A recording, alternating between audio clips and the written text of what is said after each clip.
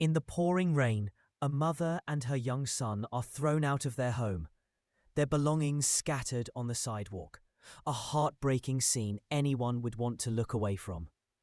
But in an approaching pickup truck, a service dog suddenly barks, pawing at the glass, forcing its veteran owner to stop. Why is it reacting so strangely to complete strangers? The soldier doesn't know that his decision to listen to his dog will not only save a family, but also expose a secret and a promise he has tried to bury for years. Please support us by subscribing to the channel. And where are you listening to this story from in a small cabin nestled deep in the forests of Oregon? Former Army Sergeant Mark lived a life walled off from the world. His only constant, his anchor, was Ranger. Ranger was not a typical German shepherd. His thick coat was a striking ethereal mix of grey and white, making him look more like a spirit wolf than a dog. At 6 years old, his intelligent eyes missed nothing. Their bond was not one of master and pet, but of two soldiers who had learned to rely on each other for survival, one guarding against the ghosts of the past, the other guarding him. A trip into town for supplies was a necessary evil, as Mark's old pickup truck rumbled along the rain-slicked road. He kept his focus straight ahead, willing the journey to be over. But beside him, Ranger, who was normally a calm and steady passenger, suddenly became agitated. A low whine started deep in his chest, and he moved restlessly on the seat. He placed his big paws on the dashboard, his claws making a soft clicking sound against the plastic, and stared intently out the window. "Easy, boy," Mark mumbled, placing a hand on the dog's back.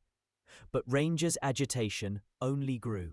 He let out a soft, insistent bark, a sound he rarely made, and nudged Mark's arm with his wet nose, pushing him to look. Mark knew his dog. This wasn't just a squirrel or a stray cat. This was an alert. Trusting the animal's intuition, M.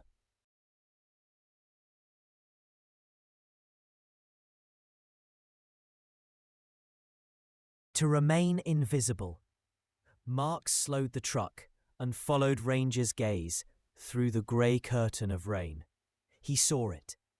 A family's life being thrown onto the wet sidewalk.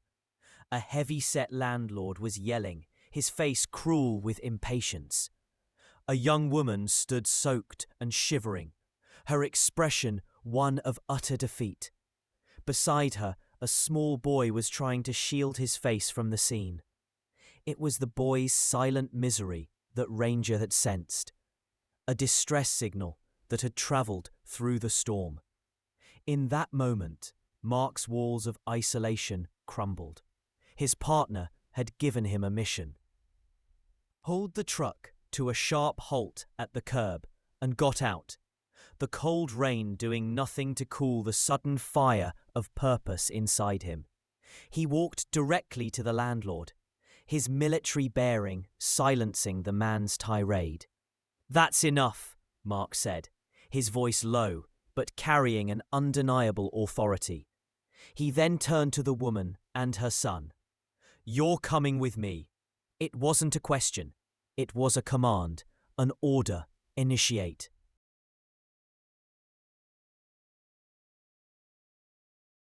Four-legged soldier. The silence inside Mark's cabin was as heavy as the rain still drumming on the roof.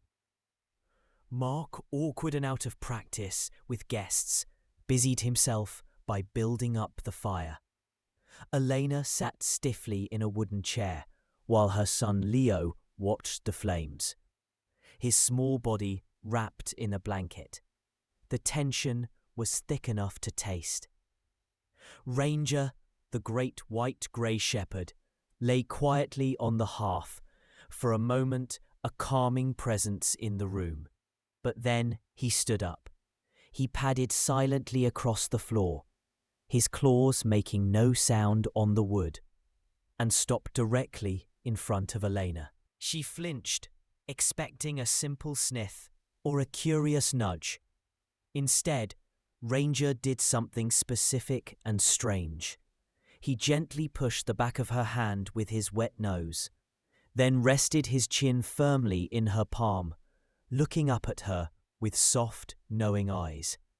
He let out a low, contented sigh, as if he had finally found a person he had been missing.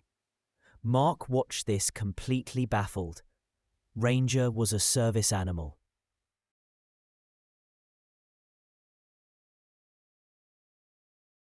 Disciplined and reserved with strangers, he was a source of calm, not a seeker of familiar affection from people he'd never met. This gesture, this specific way of demanding comfort, was a learned behavior, one that felt deeply personal. It was an anomaly that sent a jolt of curiosity through Mark, overriding his instinct to keep his distance. He had to understand. "Has he met you before?" Mark asked, his voice rough. Elena looked down at the dog, her own confusion mirroring Mark's. "No, I don't think so. I've never seen a dog like him." "He's acting like he knows you," Mark pressed, taking a step closer. He tried to recall where he had seen that specific gesture, but the memory was fuzzy, lost in the fog of the past. The dog's strange behavior gave his next question a sudden urgency. "What's your name, your last name?" "It's Elena," she said softly, stroking the dog's grey head. Elena Albright. The name struck Mark with the force of a physical blow. Albright, and then, like a photograph slowly developing in his mind, the memory cleared. It was David, laughing in the barracks years ago, talking about the puppy his family had just gotten. "I taught him the best trick," David had said. "He puts his chin right in your hand and just melts. It's his signature move." Mark's breath hitched. He looked from the dog, who was still resting his chin in Elena's hand, to the woman's tired face, and finally to the faded photo on the mantelpiece. "David," Mark whispered, his voice cracking. "My friend David. He taught a dog to do that." The name David hung in the air, a ghost, suddenly given form. Elena stared at Mark, then at the smiling face in the photograph, and finally down at the white-grey dog resting his chin in her hand. The connection was so impossible, so faded, that the dam of grief and exhaustion she had maintained for years finally shattered. A raw sob tore from her throat, and she hunched over, tears streaming down her face. In that moment, Ranger didn't retreat. Laying his great warm head firmly on her lap, a solid, living anchor in her storm of sorrow. It was that unwavering, non-judgmental pressure that allowed the words to finally come out. Shielded by the silent comfort of the dog, she told Mark everything. She spoke of the bewildering days after the funeral, of being drowned in a sea of grief while trying to manage a future she couldn't comprehend. Then her cousin Richard had appeared. He was all smooth reassurances and sympathetic smiles, offering to handle the life insurance and David's savings. "Let me protect this for you," he had said. "It's what family is for." The story tumbled out, a painful litany of betrayal, the slow trickle of excuses, the dwindling funds, the unanswered calls, until there was nothing left but shame and eviction notices. Her voice broke as she explained why she had never reached out to David's unit. "How could I?" she whispered, her fingers buried in Ranger's soft grey fur. "How could I call his brothers, the men who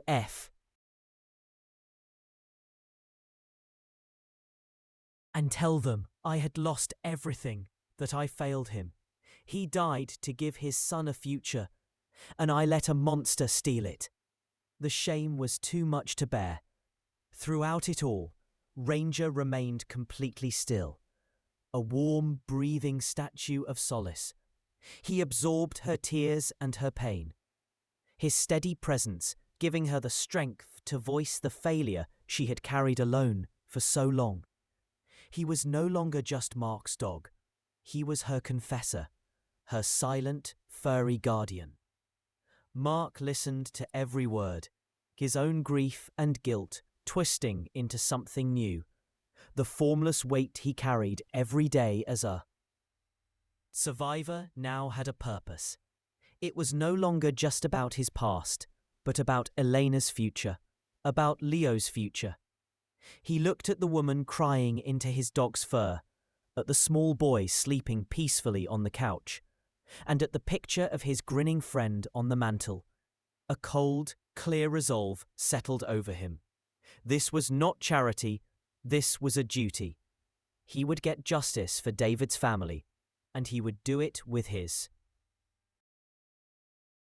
Right by his side, the reclusive veteran was gone, replaced by Sergeant Mark, a man with a mission. The next day, his calls to the veteran network were swift and efficient.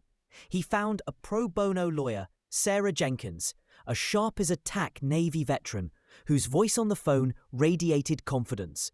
She listened to the story and agreed to take the case immediately. But she had one critical warning. Without the original contracts she signed with her cousin, Sarah explained, it's her word against his. We need that paper trail. A wave of despair washed over Elena's face. They're gone, she whispered, her voice hollow. I'm sure of it. After so many moves, so much chaos, they must have been thrown away. But Mark refused to accept defeat. He and 2 other veterans from his old unit drove to the storage facility where Elena's few salvaged belongings had been hastily dumped. The scene was bleak, a small, sad pile of furniture and boxes. They searched for an hour, their hope dwindling with every empty bow.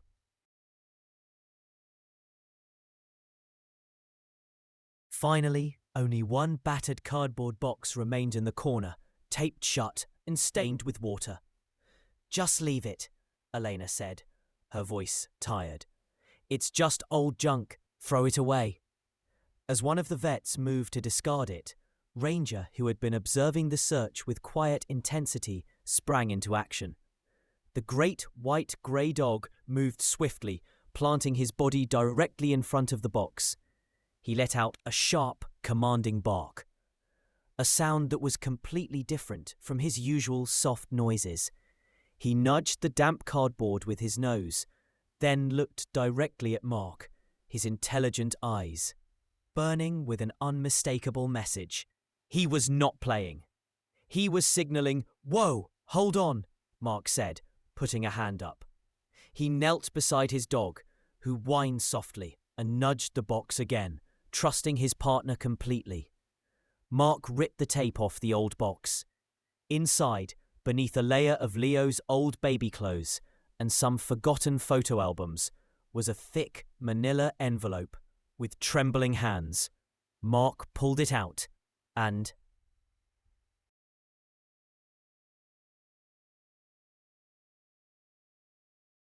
Inside was everything: the original investment agreement with Richard's signature, bank statements showing the initial deposit, every single piece of paper Elena thought she had lost forever. The very evidence the lawyer said they needed to win. Elena let out a strangled gasp, her hands flying to her mouth.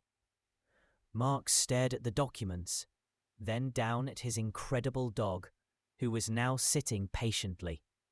His job done. Ranger hadn't just provided comfort, he had just delivered justice. The discovery in that dusty cardboard box changed everything. Armed with the key, irrefutable proof that Ranger had unearthed, the lawyer, Sarah Jenkins, dismantled the cousin's web of lies in court. the legal battle was swift and decisive. Elena won, recovering a substantial portion of the inheritance that had been stolen from her. The victory was sweet, made even more so by the knowledge that it had been secured, not by a legal loophole, but by the incredible intuition of a loyal dog, inspired by the story. Stop there. They insisted on helping Elena find a new safe apartment, and the day they moved her in was a joyous affair. The air was filled with laughter and camaraderie, as the men who had once fought in wars now fought over who could carry the heaviest box, turning a difficult task into a celebration of new beginnings. A few weeks later, Mark and Ranger visited the new home. The apartment was bright with afternoon sunlight, and the sound of a child's happy shrieks echoed from the living room. There, on a soft new rug, Leo was rolling around with a furry whirlwind of white. Grey Ranger, the hero of their story, was no longer the stoic service animal, but a joyful playmate, his tail wagging as he let the little boy tug gently on his ears.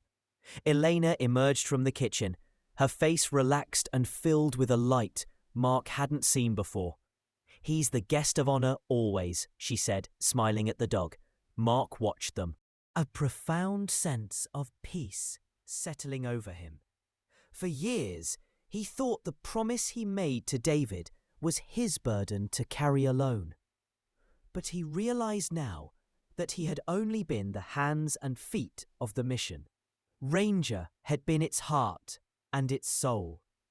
It was Ranger who had sensed the initial distress. Ranger whose memory had bridged the gap of years.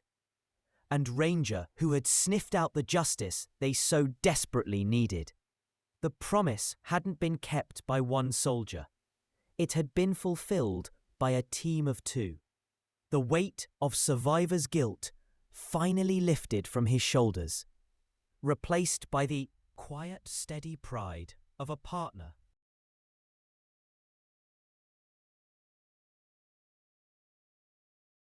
A loyal friend with 2 legs or 4, LEDU in an unexpected way.